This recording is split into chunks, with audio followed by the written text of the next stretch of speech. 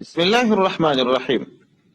یو ورور پوښتنه کړې ده، وایي ما په فرضي روژه کې د خپلې مېرمنې سره څو وارې یو ځایوالی کړی دی، اوس روژې نه شم نیولی، زه څنګه وکړم؟ د دغه ورور د پوښتنې په جواب کې باید ووایم چې یو څوک روژه نیت کړې وي بیا یې ماته کړي نو کفاره ورباندې شته، او کېدلو یې سره روژه نه ونیولې کفاره نشته ورباندې.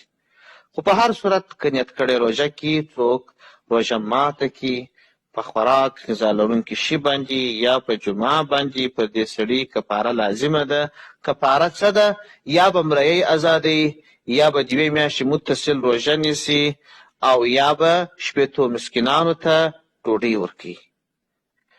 یعنې دا که چیرې مریی خو عادي اوس نشته، ته شپېته روژې نسې نیولی، نو شپېتو مسکینانو ته سهار و ماښام خوراک ورکړه.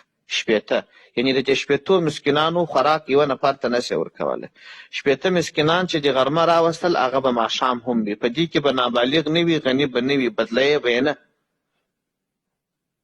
همدغه طریقه ده، دا یې علاج دی. النطف فی الفتاوی جلد اول صفحه 150.